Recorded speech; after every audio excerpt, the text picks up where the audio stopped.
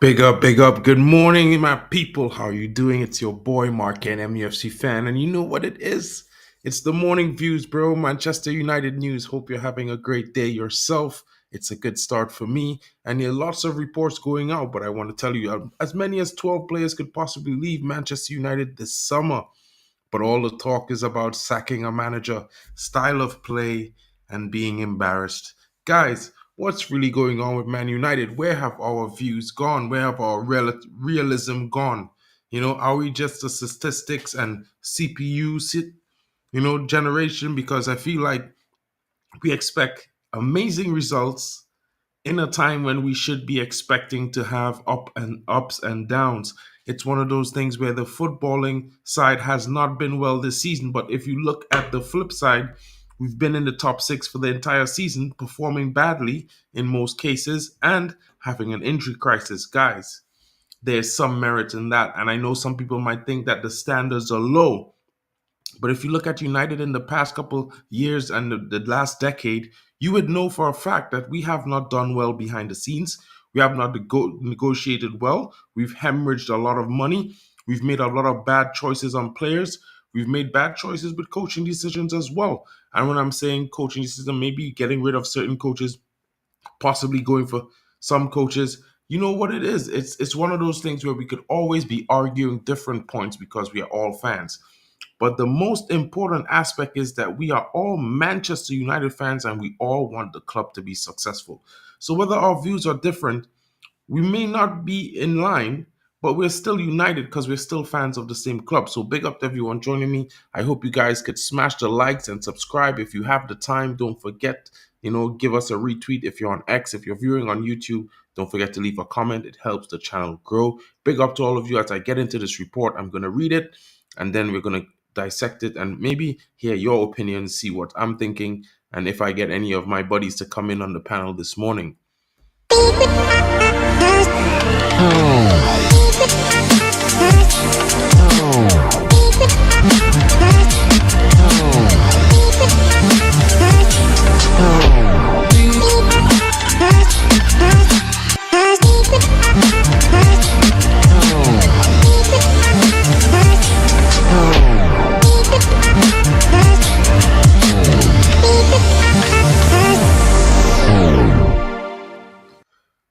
Guys, let's waste no time. Let's get right into this article. Let me let you know a lot of people have been talking about, but this article is a bit old. So I'm just going to, bring it to the table, read it out. It's dated last week, but I think it has a lot of core information that we should be considering. Manchester United are reportedly planning a squad overhaul this summer as Sir Jim Ratcliffe and his new football operations team are set out their plans to bring success back to England's greatest club. Fact. According to David McDonald of the Mirror, 12 players could be on their way out this summer, which is something that will please a lot of fans who are fed up watching underperforming stars each week. The club is operating under limitations imposed by the financial fair play regulations. However, we now have co-owners who want to invest in the squad and bring success on the pitch. It will take time, but an overhaul may be required. It is suggested that every position within the team will be reevaluated by new technical director Jason Wilcox, as well as the incoming sporting director Dan Ashworth once Newcastle take him off gardening leave. In defense, where there has been an injury crisis throughout the season, we can expect several players to leave. I'm looking at the likes of Aaron Wan-Bissaka, Rafael Varane, Victor Lindelof, and Harry Maguire. The midfield also appears poised for transformation. We all know these days are numbered for Casemiro and Christian Eriksen, despite the positive influence both midfielders had on the team last season, when United won the Carabao Cup and finished third in the Premier League. Their legs have gone. Scott McTominay was linked with a move away from United last summer, but he has shown his importance to the squad this season at times. Ten Hag needed him most. It remains to be seen if the club will look to cash in on the Scotland international. Additionally, Sofiane Amrabat can forget about staying at Old Trafford because the Moroccan has been nowhere near good enough. There is uncertainty over a future of Anthony, who has failed to perform consistently since his mega money move from Ajax. So United may consider taking a hit on the Brazilian.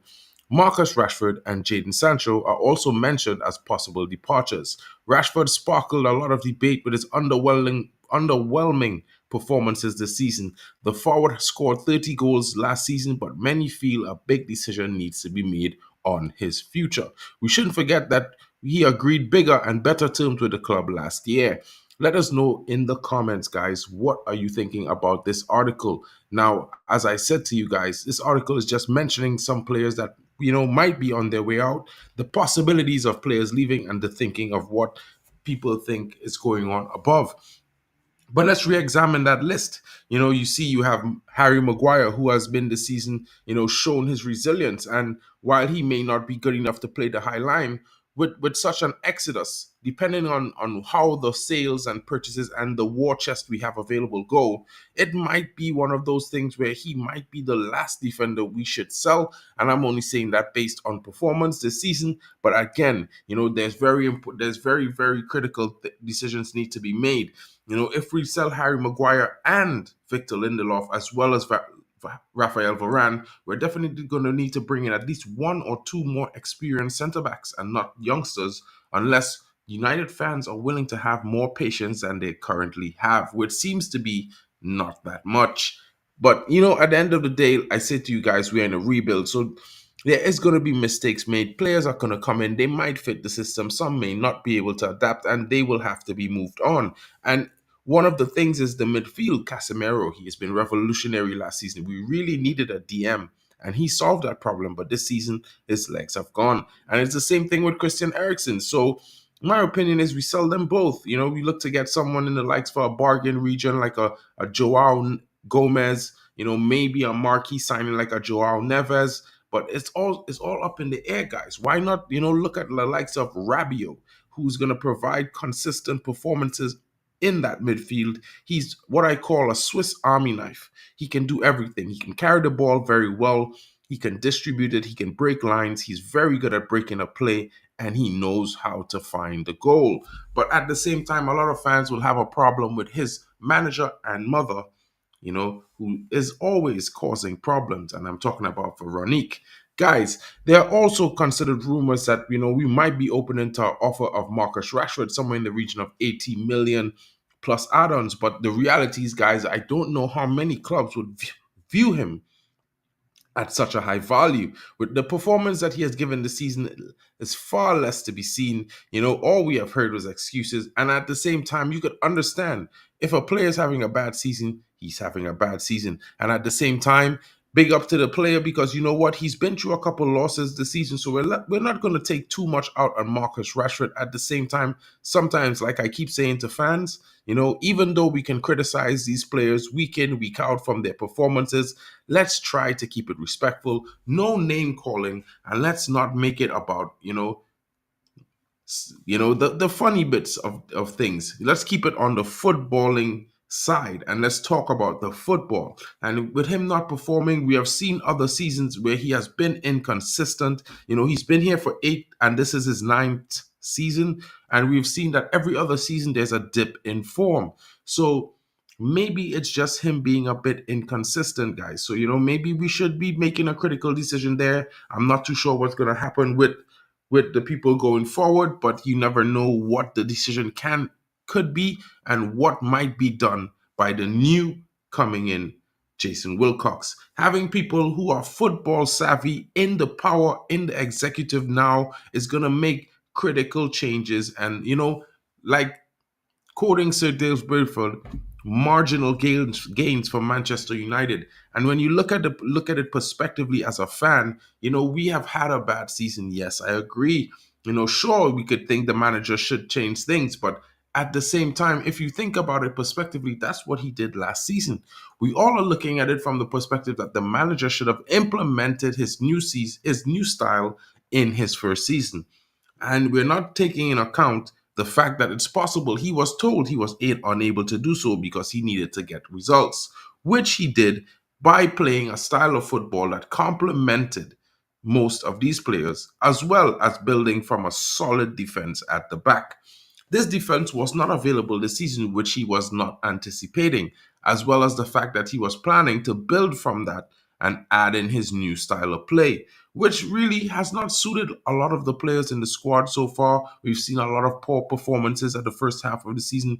We were just not creating enough chances to score goals, even though we might have scumbagged our way to some victories.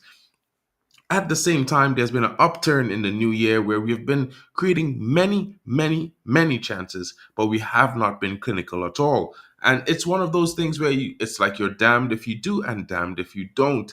The manager, for me, I would back a manager who's going to die on his own sword, die by his principles, because at the end of the day, we have all seen in 21-22 the performance of these players under a manager that we were talking about.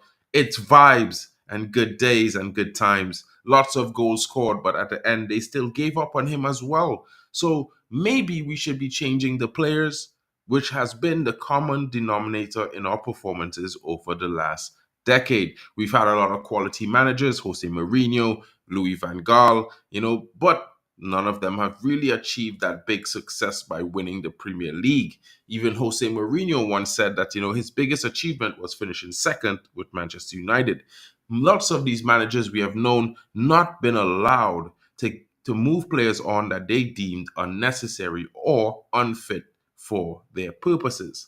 Guys, what are your thoughts in the comments? Let me know what you're thinking. I don't want to just be rambling on, but I'm just looking at this from the perspective that we finally have a structure with footballing savvy people coming in and knowing the manager that we as the fans championed.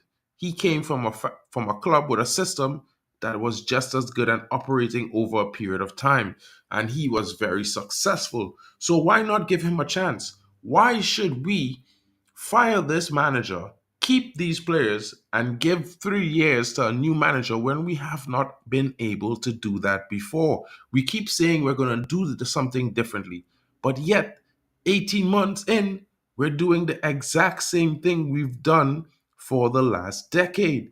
And the funny bit to me is that people and fans make all sorts of challenging arguments for why we should be playing better football, why we should be competing at the top of the league based on our history and not the reality of the squad currently in front of them. Besides, the biggest misconception is that we should be competing and winning in a rebuild. For me, that's impossible. For me, it's one of those things where, even look at Liverpool, right? And I only say this because last season they finished fifth.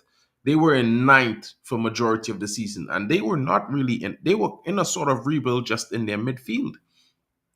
And you know what? No one was saying that Klopp is a failure. No one was saying that Klopp out. No one was saying that this guy doesn't know ball. No one was calling him a fraud. And it's funny to me because Manchester United has been in a rebuild very slowly, and yes, we maybe have done it in a mad order of progression, in the sense that we should have got the new owners first, then the manager, then players to suit the manager style, or players, we should have got the new owner, decided on a style of play, started buying players for that style of play, and then get the manager that we wanted. Now, we had an amazing club builder in Ralph Ragnick, and he was fired. And then we got Ten Hag. So it's one of those things where you have to look at it from the perspective that it's very unorthodox, the process in which our club has been setting about their rebuild. And the biggest thing is that we have not been continuously rebuilding the squad for the style we want to play. A lot of fans keep thinking we need to get the best out of these players. These players should be able to play better. They've done it in previous seasons, but they've all done it under different systems. So my argument is maybe they just can't adapt. You would come and say, oh, so Crystal Palace players could adapt, but ours can't. Well, it's a possibility, guy. Not because our players are highly rated or highly paid means they're super adaptable. A lot of them are specialists at playing counter-attacking football in the way they used to play. Some of them have been playing that way for almost a decade, like Luke Shaw. Marcus Rashford, 9 seasons. His best season last season was doing something different when he was under the manager that we have currently. And we still say that this manager doesn't know what he's doing. At the same time, For me, I look at it prospectively and say it's not really about the manager, it's not really about the players, it's about the club. And we need to have this club operate efficiently. And the biggest thing is that we need to see what this structure that is coming in place is going to do. And we need to give the structure time. Because at the end of the day, you know, when you're in a work in progress, you're not usually really successful, guys. You start off kind of slow. You can have a great start as well, but it's not guaranteed. So guys, I just leave you all with this one statement. Maybe patience is needed. Maybe he needs time. Maybe this team needs time to adapt. Who knows what next season brings? Although we can say other teams are improving, not just because we are having a bad season means we cannot improve. So it's one of those things where it's up in the air. It's 50-50 for me. I'm not going to talk about the manager being sacked by Ineos because for me, we have no real control over that. It makes no sense at all, in honest opinion, because you're going to criticize a manager when he doesn't have the majority of the squad in his liking or in the profile of a squad that he is trying to build. Also, the injury crisis takes away from the sample size hugely and largely. And if you say that we don't have a style of play, I urge you, please go back and look at the first 10 games of the season, then look at the first 7 games after the new year, and then tell me if you don't see differences. And if you don't, I'll apologize to you. Big up to all of you watching. Thank you for joining me. It's going to be a short one today because you know what, guys? I'm going to be doing a show mid-afternoon with Mick Ribby. We're going to be releasing some huge news and information, some inside sources that Mick has got. But big up to everyone. Power to you, Kenny Fan TV. Of course, I think Rabiot is a decent choice, but a lot of people are going to be mad at his mom. Big up to you, Mental Ball Game. Maybe if you have time tomorrow at the morning show, I will be live. I would like you to join me. I'm going to be doing a little bit of a report on some scouted players, some from the academy, some on loan, and some players from foreign clubs that Manchester United are definitely keen on bringing to Old Trafford. Guys, big up to all of you watching, whether you're on X, you're live on YouTube. If you're in the non-live section later on, please don't forget to smash a like. Catch you all tomorrow. Hope you have a great day. It's been your boy, MarkN, MUFC Fan, with the daily update.